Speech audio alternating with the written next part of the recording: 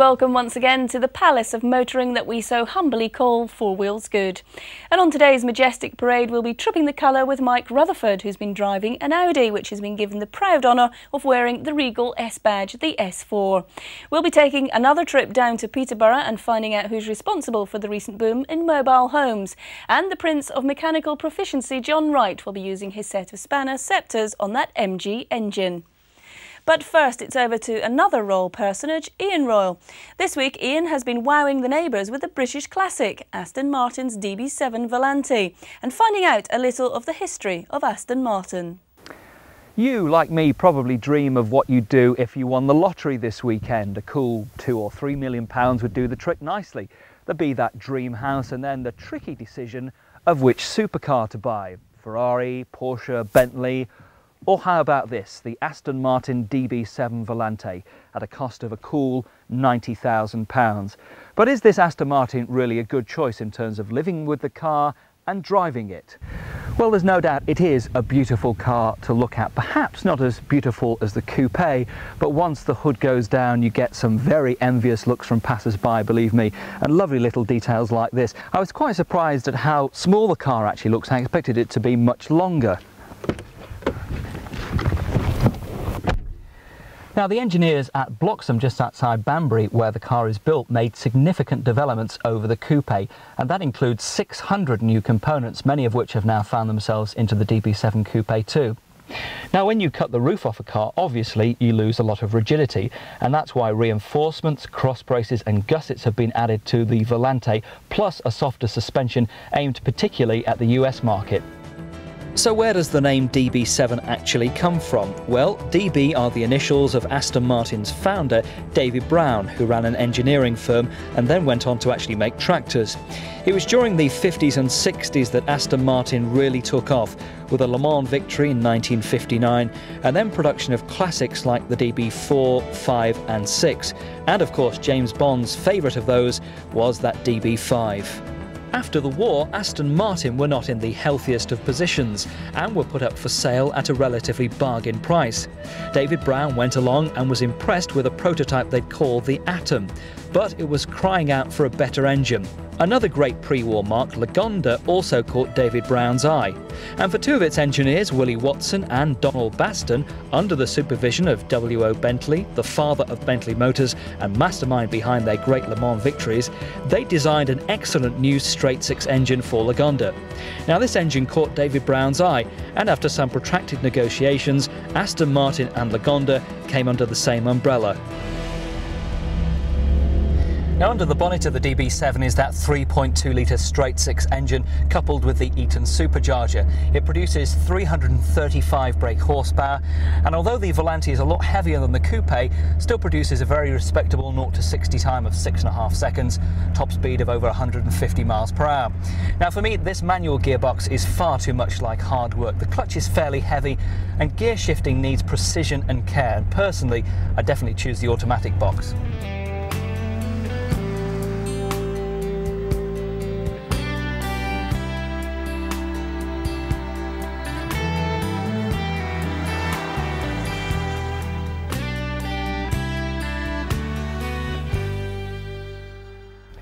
Now, the hood is very simple and easy to open. It goes down even faster than Monica Lewinsky, allegedly anyway. You just release these two catches here, push them back, press the button, and it glides perfectly back into place. You don't get that snug fit that you do on the Mercedes SL because the designers wanted that all-important space in the back for two sets of golf clubs.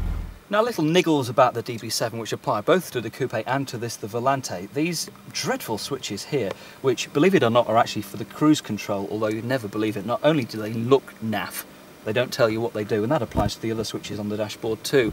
Also, the rear seats are nothing short of useless, to be honest. You can get very small children in there for a very short space of time, but you wonder on a car like this why they even bother to put rear seats in. Also, the radio cassette machine, great radio cassette machine, but when you're cruising on the motorway in fifth like that, you can't change cassettes, which is rather irritating. There's also very little space in the footwells for the driver. The pedals are quite severely offset, I've found. There is space there to rest your foot whilst you're cruising on the motorway, but no footrest. And also, it's not a car for men with big feet.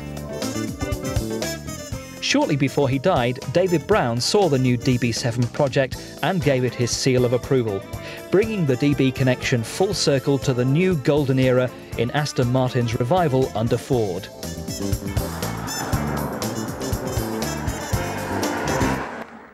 Ian Royle there, driving one of the finest British cars. Now, we all know that Mike Rutherford is a man who's very hard to please, so we sent him along to test Audi's A4. But not just any A4. Audi has now seen fit to give the A4 the magical letter S, which can only mean one thing: a road car with a racing pedigree, the S4.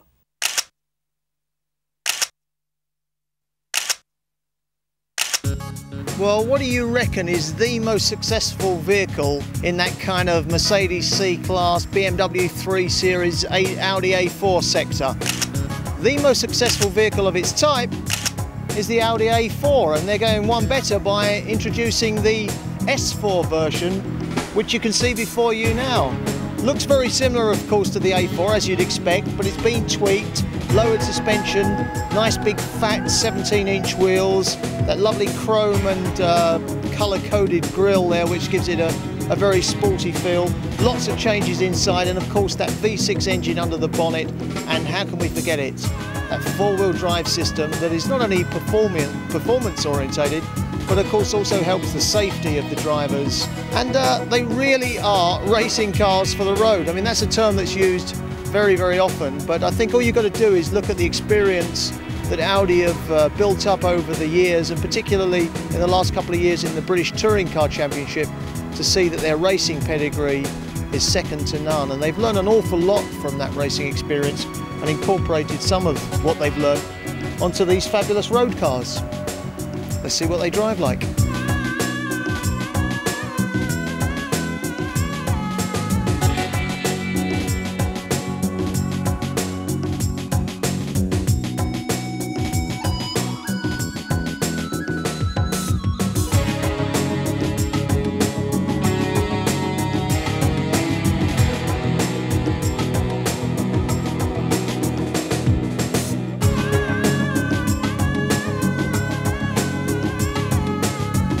Decided to hit the road in the estate version of the Audi S4. It's got something like 265 horsepower on tap, and that means a top speed of around about 250 kph. Ooh. In old money, that means something of the order of 150 miles an hour, but it's all academic, forget all that. This car will do twice the legal speed limit, but like I say, it's academic because the engine is actually governed. They don't actually allow this vehicle to go as fast as it naturally wants to. They curb it for reasons of social conscience, I think is the term that they use at Audi. And it's just as well that they do have a social conscience, because this thing, well, cruise missile, rocket for the road, you know, all the old cliches spring to mind. It really does. I mean, it's frighteningly quick. It's got 4 airbags. That doesn't mean 2 in the front and 2 in the back. That means 4 airbags for the 2 front seat occupants, the driver and the passenger. We're also talking about a 4-wheel drive system, of course, and Audi prefer not to use that term 4-wheel drive. In fact, they don't like the term 4-wheel drive. They prefer the term quattro. Every time you see that word quattro after the name Audi, whatever it is, that means 4-wheel drive, basically. Why they can't just call it 4-wheel drive like everyone else, I don't know. I suppose it dates back to those rally days when, of course, quattros ruled the roost in world rallying. The other thing in this car is this concert surround sound system they have. Concert-like stereo, well, concert-like, I'm not so sure about that. The other thing they keep talking about, as if it's a great selling point for this car, is the automatic climate control system. Now, I can only assume this car is not fitted with that said system, because no matter what we've done to actually try and cool the cabin down in this very, very palatial, very, very plush and very, very comfortable Audi S4 Avant, I mean, it doesn't matter what we do, we're still baking hot in here. We do have a rather nice sunroof with a very, very easy mechanism to open and close the sunroof. But the heating control, that's another story. We're going to have to make inquiries about that.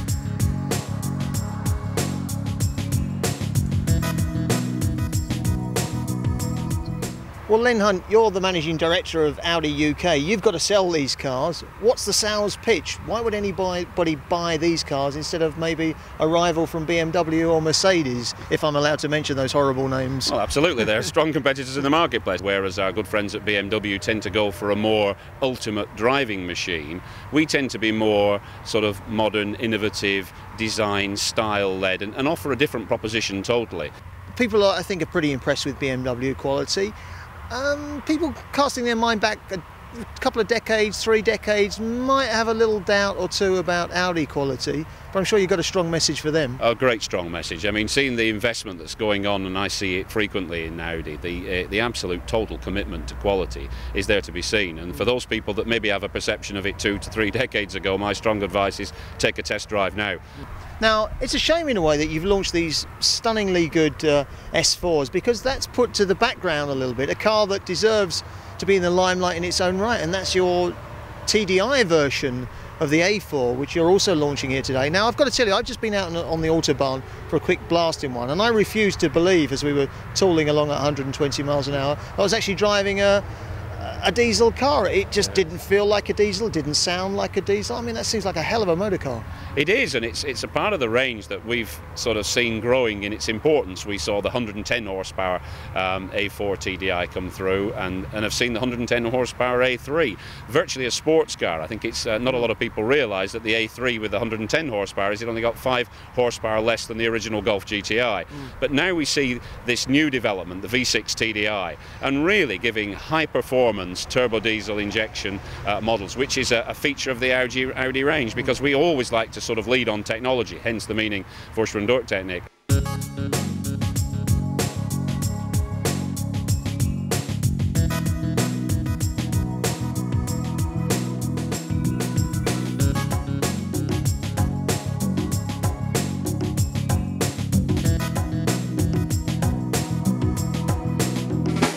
Mike Rutherford with a car that can perhaps live up to his high standards. Well, that's it for part 1. Join us after the break when our man Royle will be investigating the motorhome phenomenon more closely. And the king of the contents of cars, John Wright, will be examining the guts of that MG engine. See you then.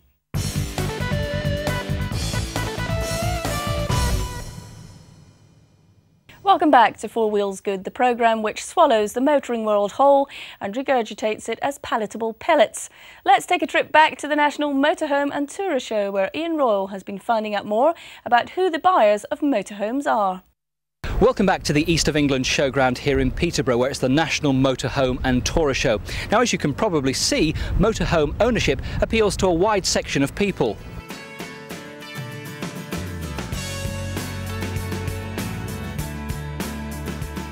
Motorhoming really started perhaps in the 60s, where you had all those people, hippies in VW campers. Then it very much went to something you did when you retired.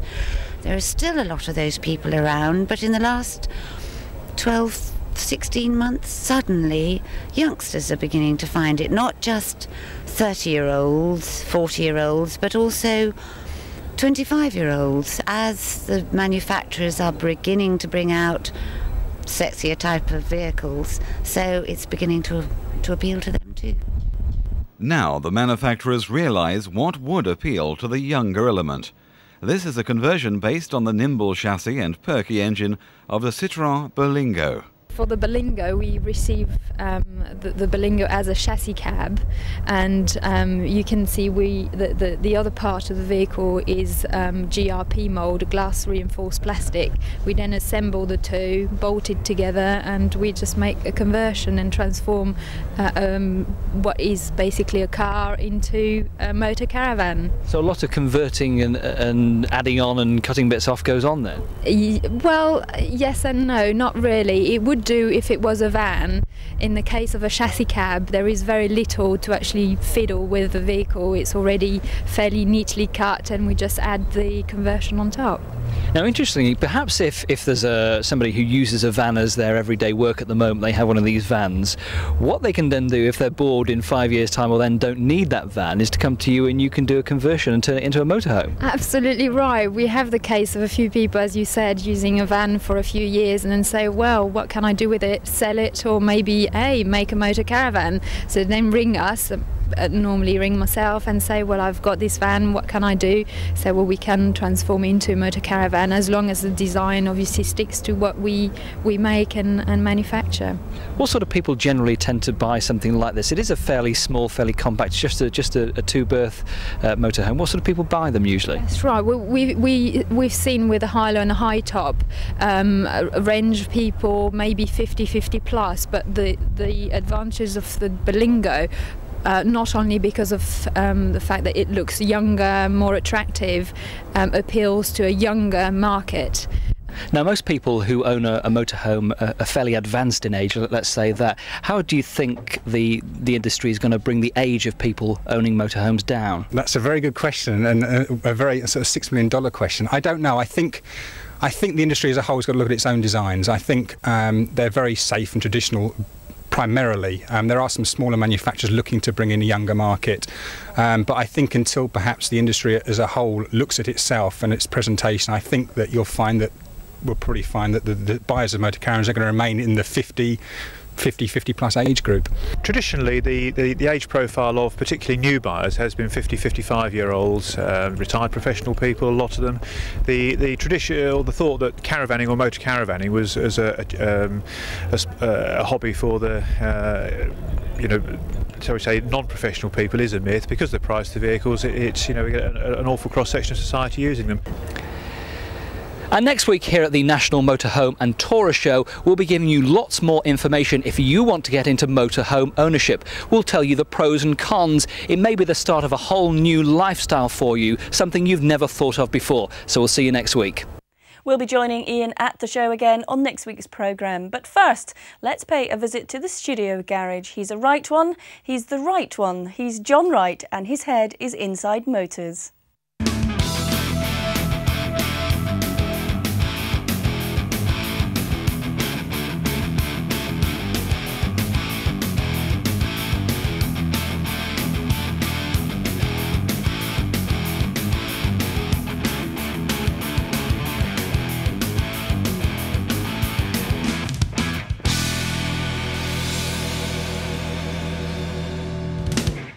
Chuck a bit of oil around the place and the rings.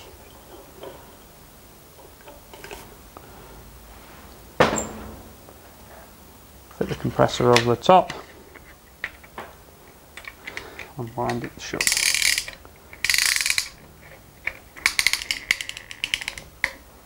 Nearly there. It wants to be reasonably tight. Get out. Right, bring it over to the lock, sit it in, make sure the crankshaft's away from it, and then just tap the piston down the bore.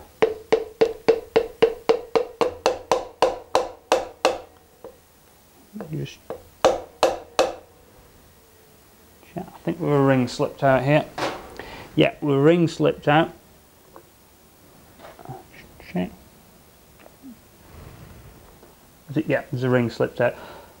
Basically, don't do anything now. Take it out, start all over again.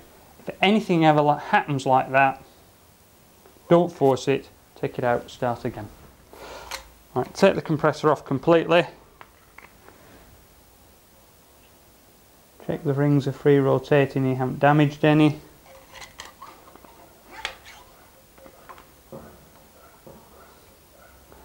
Start tightening it up again.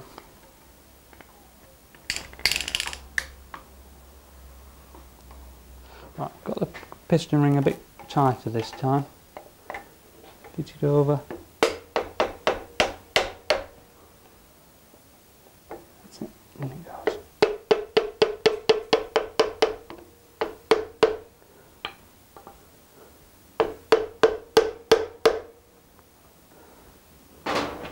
Check that's underneath. Right, just catching on the crankshaft. That's it. Lovely.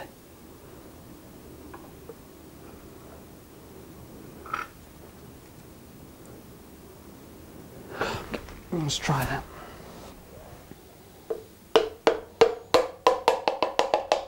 Lovely, that's got that in. Just turn the engine over now, which is superb on this stand. You can now see why we put the protection on the big end shells, because if the crankshaft caught in any way on there, the risk of damaging that journal is great. Okay, we try not to, but the risk is great. So that's why I put those on. It just protects them. Okay, now what we've got to do is put a shell in there and attach it to this journal. So we'll just drag the piston up, which should come fairly easily. Just go and get some bearing shells. Here they are. Plus 40 thou. These are shells. That little tab again needs to go into that cutaway there. So and just push it in. Do the same with the cap. Right, remove this protective cover. Sticky tape all over the place. There it goes. Give the journal a quick wipe. So what I mean, you just touch it and away it goes and bangs into something.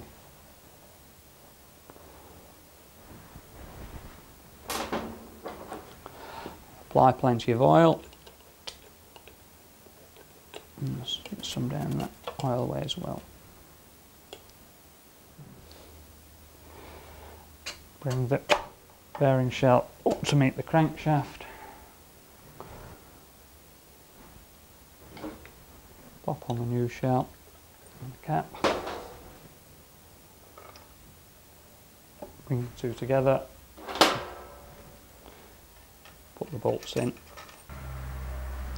Right, we've fitted one piston. Now you've got to fit all the rest of them. When you've done that, we'll come back. I'll show you what to do next week on Inside Motors. See you then. We'll be seeing what John gets up to in his garage next week. Also on next week's show, Ginny Buckley will be driving Mercedes' powerful sports coupe, the CLK, and Eamon O'Neill takes a spin in a very, very old Vauxhall with its one careful lady owner. Until next week then, goodbye.